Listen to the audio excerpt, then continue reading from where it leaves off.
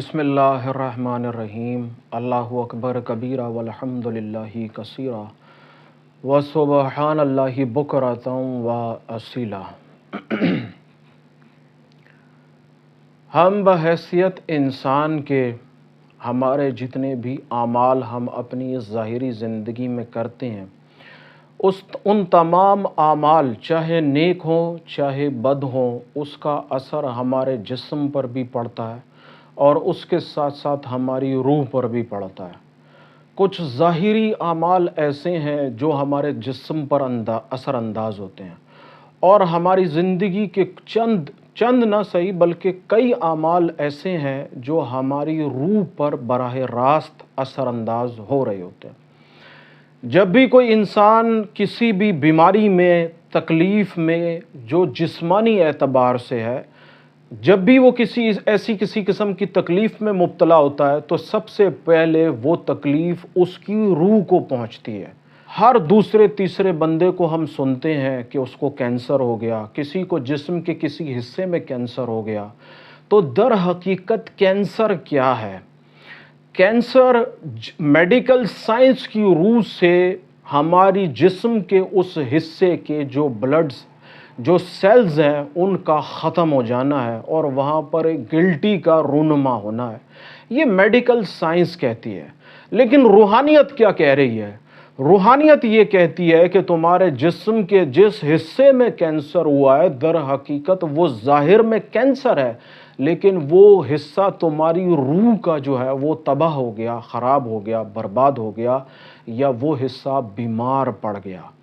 تو جتنی بھی خطرناک قسم کی، لا علاج قسم کی بیماریاں ہیں جب انسانی جسم پر ظاہر ہوتی ہیں، تو اس کا مقصد یہ ہے کہ باطن کے اندر جو روح ہے وہ بیمار ہے، اور اب اس بیماری کا اثر اس قدر ہو گیا ہے کہ وہ ظاہر پر نظر آ رہا ہے۔ اس کی دلیل کیا ہے؟ اس بات کی جو میں بات کر رہا ہوں، اس کی دلیل کیا ہے؟ اس کی دلیل یہ ہے کہ بالفرض اگر آپ جسمانی فزیکل باڈی کا کوئی میڈیکل ٹریٹمنٹ کراتے ہیں تو وہ ٹھیک ہونے میں، صحتیابی ہونے میں وقت لگتا ہے، لیکن بالفرض اگر آپ کسی بزرگ سے، کسی صاحب علم سے، کسی عامل سے اگر آپ دم کرواتے ہیں تو آپ دوائیوں کی نسبت جلدی ٹھیک ہو جاتے ہیں۔ اس کی سورس، اس کی جو طاقت، اس کا جو بنیادی نقطہ ہے وہ یہی ہے کہ وہ دم جو ہے وہ آپ کی روح پر اثر انداز ہوتا ہے، اور آپ کی روح جیسے ہی صحت یاب ہوتی ہے، آپ کے جسم پر بھی اس کے اثرات ظاہر ہونا شروع ہو جاتے ہیں۔ تو دنیا کے اندر ایسی کوئی بیماری نہیں ہے جس کا علاج سورہ فاتحہ کے اندر نہ موجود ہو۔ سورہ فاتحہ قرآن کی وہ واحد سورت ہے جو روئے زمین پر ہر لمحے جو ہے وہ پڑھی جا رہی ہے، اور تمام تر عبادات جو ہیں اس کی جو ابتدا ہے وہ سورہ فاتحہ ہے۔ یہی قرآن کی ابتدا ہے۔ تو سورہ فاتحہ کے اگر آپ فضائل کا جائزہ لیں تو یہ آیت شفا بھی ہے، سورہ شفا بھی ہے۔ موت کے علاوہ ہر بیماری کا، چاہے ظاہر کی ہو چاہے باطن کی ہو، کوئی بھی بیماری ہے اس کا علاج سورہ فاتحہ کے اندر موجود ہے۔ اور سورہ فاتحہ کیا ہے؟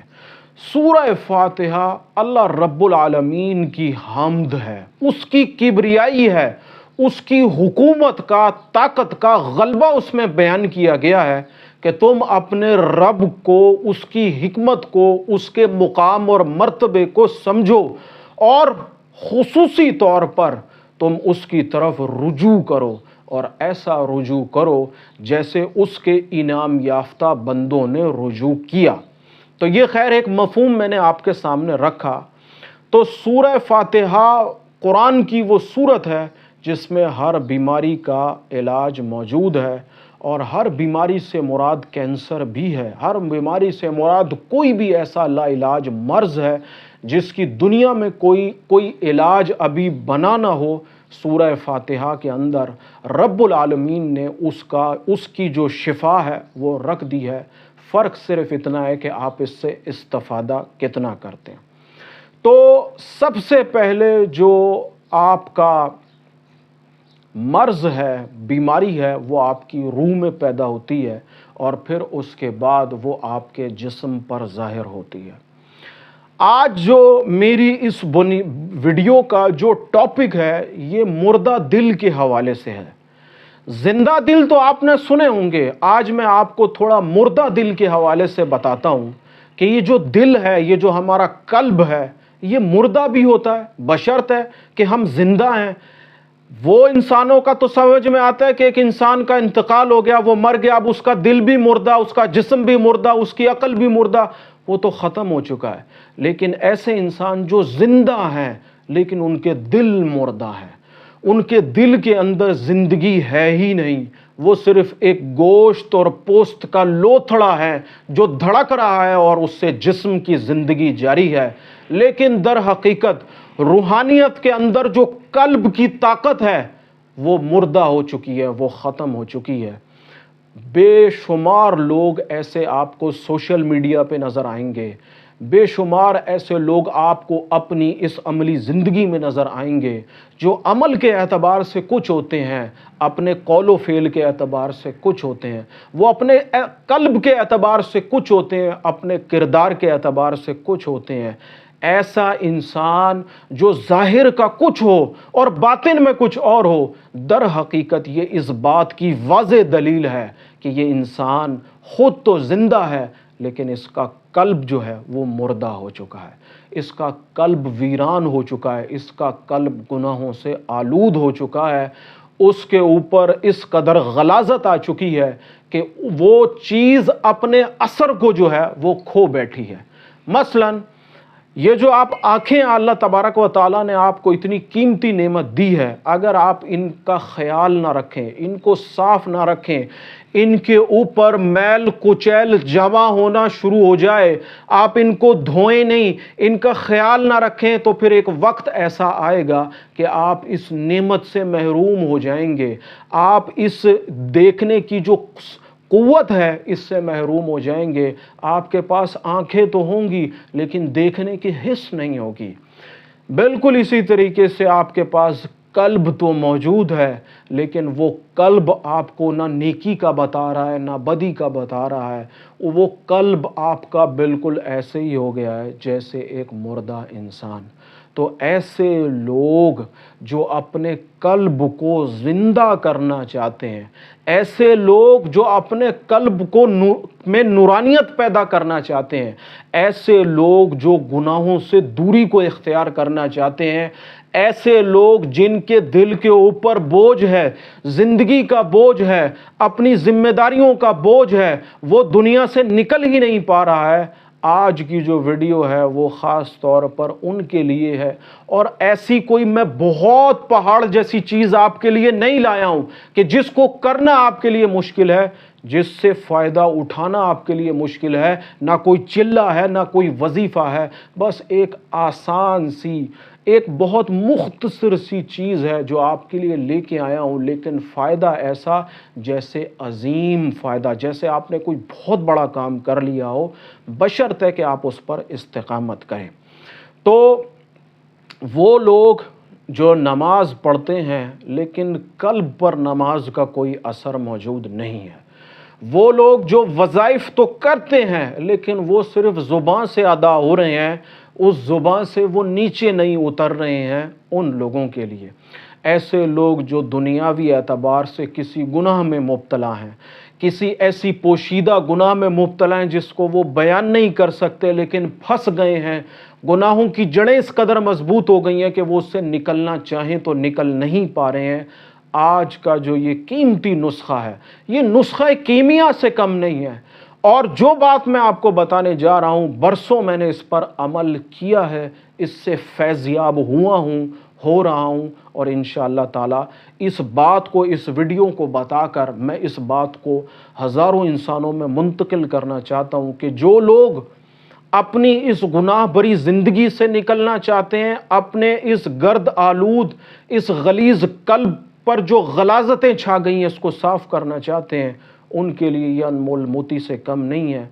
اور کیا کرنا ہے؟ سب سے پہلے بنیادی اس بات کو سمجھ لیجئے کہ دیکھیے، جو آپ اپنی عملی زندگی میں کر رہے ہیں اس سے آپ کو سب سے پہلے توبہ کرنی ہوگی۔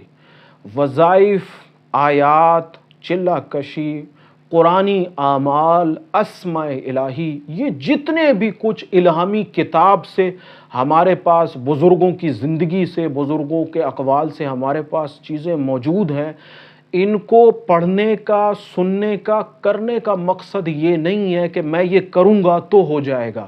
اگر آپ کی یہ سوچ ہے کہ یہ آیت پڑھوں گا تو یہ ہو جائے گا، یہ وظیفہ کروں گا تو یہ ہو جائے گا، اگر آپ کی یہ سوچ ہے تو میں کہوں گا کہ آپ سب سے بڑی غفلت میں ہیں، اور غفلت کے ساتھ ساتھ آپ گمراہی میں ہیں۔ کیوں کہ جو ہوتا ہے وہ تو اللہ کے حکم سے ہوتا ہے، جو کچھ رب العالمین کرتا ہے وہی ہوتا ہے۔ ایسا نہیں ہے کہ آپ پڑھیں گے تو ہو جائے گا، ہوگا تبھی کہ جب آپ اس کے سامنے عاجزی کو اختیار کر لیں گے اور اس بات کو تسلیم کر لیں گے کہ مجھ سے غلطی ہوئی ہے، مجھ سے گناہ ہوا ہے، اور میں آئندہ کوشش کروں گا اس گناہ کو نہ کروں۔ توکل جو ہے وہ اللہ رب العالمین کی ذات پر رکھیں گے، آپ کو وظائف سے کامیابی ہوگی، آپ کو عملیات میں کامیابی ہوگی، آپ کو روحانیت میں کامیابی ہوگی۔ اگر آپ وظائف پہ توکل اختیار کر لیں گے کہ میں یا رزاق 1.25 دفعہ پڑھوں گا تو میرا رزق وسیع ہو جائے گا، تو آپ 1.25 دفعہ کیا، آپ 1.25 کروڑ دفعہ بھی پڑھ لیں تو بھی نہیں ہوگا، کیونکہ رب کا حکم نہیں ہے۔ اور اگر آپ اپنے عمل سے اسے راضی کر لیتے ہیں، آپ کا عمل کیا ہے؟ آپ اخلاص اختیار کرتے ہیں، آپ مخلوق پر رحم دلی اختیار کرتے ہیں، آپ اپنے مال کو اس کی راہ میں خرچ کرتے ہیں۔ اگر آپ نے 1.25 دفعہ یا رزاقو نہیں پڑھا، صرف 21 دفعہ پڑھ لیا تو بھی اللہ تعالیٰ وسعت رزق فرما دیں گے۔ زبان کی ادائیگی اور عمل کی ادائیگی دونوں میں زمین آسمان کا فرق ہے۔ شروع اللہ کے نام سے کرتا ہوں جو بڑا مہربان ہے، نہایت رحم کرنے والا ہے، اور جب مجھ پر یہ بات آتی ہے کہ میں کسی کی مدد کروں تو میں بے رحم ہو جاتا ہوں۔ تو زبان کے اعتبار سے تو میں چیز کی ادائیگی کر رہا ہوں، لیکن عمل کے اعتبار سے میں صفر ہوں، اس لیے میرا پڑھا ہوا، میرا یہ بولنا، میرا یہ عمل جو ہے وہ ضائع ہو جاتا ہے۔ اپنی اس ویڈیو کو میں مزید طویل نہیں کرتا، بلکہ آپ کو اس عمل کی طرف لے کے چلتا ہوں۔ اسماء الہی کے اندر ایک اسم ہے یا باعث ہو، اور اس اسم کا جو معنی اور مفہوم بنتا ہے وہ مردوں کو زندہ کرنے والا۔ یہ آپ کو پنجسوروں کے اندر بھی لکھا ہوا مل جائے گا۔ جو لوگ اسماء الہی کا ورد کرتے ہیں یا ان کو اسماء الہی کا معلوم ہے تو اس میں یہ اسم ان کو معلوم ہوگا کہ یہ اسم ہے یا باعث ہو۔ کرنا کیا ہے؟ انتہائی آسان سی ترتیب ہے۔ رات کو سونے سے پہلے اول و آخر 3 مرتبہ درود شریف پڑھ لیں، کوئی سا بھی، سیدھا ہاتھ قلب پر رکھ لیں۔ سیدھا ہاتھ آپ نے قلب پر رکھ لیا، آپ بستر پر لیٹے ہوئے، اب آپ، کیونکہ آپ نے پڑھنا کتنی دفعہ ہے؟ 121 دفعہ۔ اگر آپ ہاتھ سے پڑھنا چاہیں ہاتھ سے پڑھ لیں۔ قلب کے اندر یا عقل کے اندر اگر آپ اتنی بڑی گنتی کو سنبھال سکتے ہیں، اتنی بڑی گنتی کی ترتیب کو سنبھال سکتے ہیں، آپ عقل سے پڑھ لیں۔ تسبیح سے پڑھنا چاہ رہے ہیں، الٹے ہاتھ میں تسبیح لے لیں، سیدھا ہاتھ قلب پر ہو، 121 مرتبہ یا باعث ہو پڑھیں، اور بات کیے بغیر سو جائیے اول و آخر 3 مرتبہ درود شریف کے ساتھ۔ یہ نسخہ کیمیا ہے۔ اس اسم الہی کا جو معنی ہے وہ مردوں کو زندہ کرنے والا ہے۔ جو بندہ اس ترتیب کے ساتھ اس عمل کو اختیار کرے گا، چند ہی دنوں میں اس کو اپنے قلب کے اندر نورانیت جو ہے وہ محسوس ہونا شروع ہو جائے گی۔ گناہوں سے دوری، بد اعمالیوں سے دوری، قلب کی پاکیزگی محسوس ہوگی، عقل کی پاکیزگی محسوس ہوگی، دل کے اندر نیکیوں کی طرف رجحان بڑھے گا، گناہوں سے انسان دوری اختیار کرے گا۔ اور وہ جو مثال میں نے آپ کو دی تھی کہ اگر آپ آنکھوں کو نہ دھوئیں تو یہ دیکھنے کی جو صلاحیت ہے، یہ نور ہے، یہ ختم ہو جائے گا۔ اور بالفرض اگر آپ اپنی آنکھوں کا بہت اچھی طریقے سے خیال رکھتے ہیں تو آپ کی دیکھنے کی جو قوت ہے، یہ نور ہے، یہ باقی رہے گا۔ اسی طریقے سے اگر آپ اپنے قلب پر سیدھا ہاتھ رکھتے ہیں، اور 121 مرتبہ یا باعث ہو یا باعث ہو یا باعث ہو پڑھتے ہیں تو انشاءاللہ اس عمل کی استقامت سے جہاں آپ کا قلب زندہ ہوگا، وہاں پر آپ کی جو مردہ روح ہے، جو گناہوں سے آلود ہو گئی ہے، جو اندھیروں میں پھنس گئی ہے، وہ بھی اس سے باہر آنا شروع ہو جائے گی۔ کوشش صرف اس بات کی کرنی ہے آپ نے کہ آپ نے پاک و صاف ہو کر سونا ہے، ایسا لباس نہیں پہننا جو غلیظ ہو، جو ناپاک ہو۔ کوشش یہی کرنی ہے، پوری کوشش یہی کرنی ہے، پاک و صاف ہو کر اگر باوضو ہو جائیں تو نور علی نور ہے، اور اس کے بعد اپنے بستر پر چلے جائیں۔ اگر رات کے مسنون اعمال کرتے ہیں، وظائف پڑھتے ہیں، حفاظت کی دعائیں پڑھتے ہیں، وہ تمام تر چیزیں کر لینے کے بعد سب سے آخر میں آپ نے اس عمل کو کرنا ہے، اور اس کے بعد آپ نے سو جانا ہے۔ کسی انسان سے یا کسی کام کے لیے آپ نے اپنی نشست سے، اپنی سونے کی جگہ سے اٹھنا نہیں ہے، بات نہیں کرنی ہے۔ انتہائی آسان سا اور عام فہم نسخہ ہے، لیکن قلب کو زندہ کرتا ہے، اور جب انسان کا قلب زندہ ہو جاتا ہے تو وہ ظاہر اور باطن ایک ہو جاتا ہے۔ جو وہ زبان سے ادا کرتا ہے اسی پر عمل کرتا ہے، جو وہ بات اپنی زبان سے ادا کر رہا ہوتا ہے وہ بات اس کے کردار میں بھی شامل ہوتی ہے، وہ بات اس کے اخلاق میں بھی شامل ہوتی ہے، وہ بات اس کی ذات کا حصہ ہوتی ہے۔ تو ایسے لوگ جو دوغلے ہوتے ہیں، جو زبان کے کچھ اور ہوتے ہیں، قلب کے کچھ اور ہوتے ہیں، تو ایسے لوگوں کے قلب مردہ ہوا کرتے ہیں۔ ان تمام باتوں کو سننے کے بعد اپنا محاسبہ کر لیں، جائزہ لے لیں، جو میں کہتا ہوں کیا آیا وہ میں کرتا بھی ہوں؟